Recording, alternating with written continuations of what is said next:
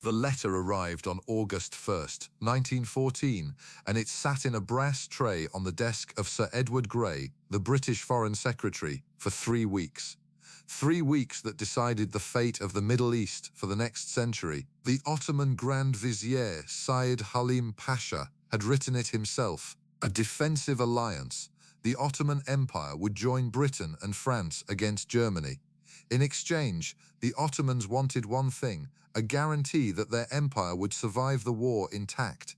No partition, no carve-up, no secret treaties drawn in Paris while they bled on the front lines. The letter was polite, it was desperate, and it was ignored.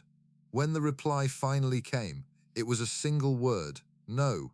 The British did not trust the sick man of Europe. They did not believe the Ottoman army could fight.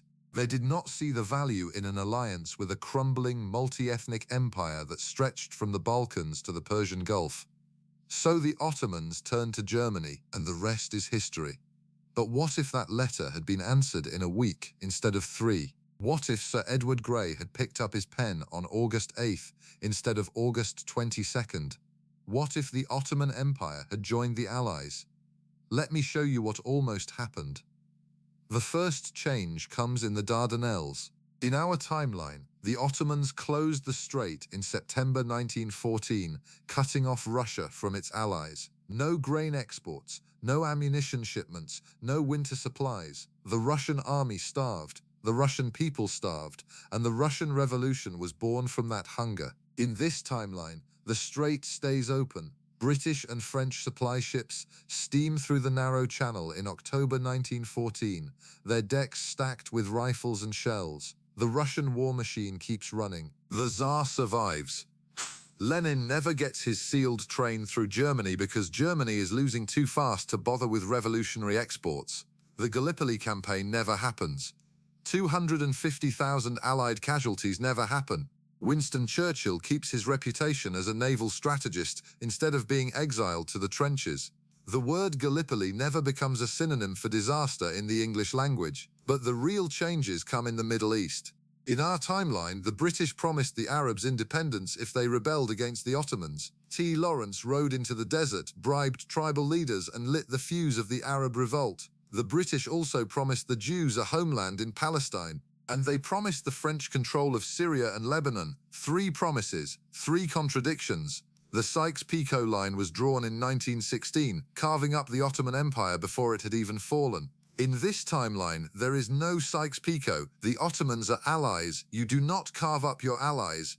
So the Arab Revolt never happens. Lawrence of Arabia stays a minor intelligence officer in Cairo, filing reports that no one reads. The Hashemite dynasty never gets its kingdoms. The House of Saud never gets its British guns. The map of the Middle East stays Ottoman. By 1917, the war is over. Germany surrenders in the spring, squeezed from 3 sides. The Ottoman Empire sits at the peace table in Paris as a victor, not a corpse to be dissected. They lose their European territories in the Balkans, but they keep everything east of the Mediterranean: Syria, Iraq, Palestine, Arabia, the holy cities of Mecca and Medina. The empire survives, but it does not thrive. The Ottoman Empire in 1920 is a constitutional monarchy, not a caliphate. The Sultan still sits on the throne in Constantinople, but his power is checked by a parliament. The empire is multi-ethnic, multi-religious, and deeply fragile. The Armenians, the Kurds, the Arabs, the Greeks, they all want their own nations. The Ottomans promised them reform. They promised them representation. But promises are cheap in an empire that has been dying for 100 years. The British and French do not leave empty-handed. They take oil concessions in Mesopotamia. They take naval bases in the Persian Gulf. They take control of the Suez Canal, which the Ottomans never threatened because they were allies. The empire survives, but it is a client state. A sick man who was given a second chance but not a cure.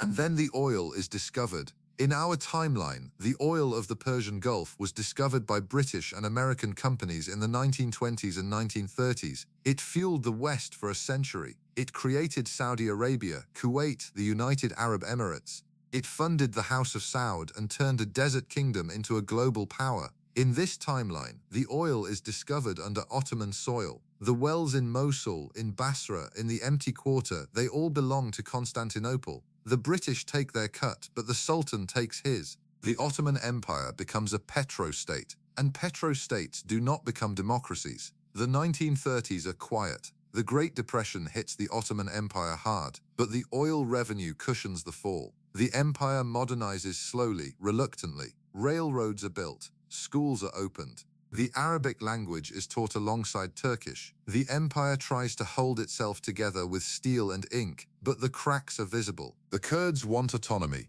The Arabs want independence. The Armenians want justice for the massacres that happened in 1915, because in this timeline, the Armenian genocide still happened.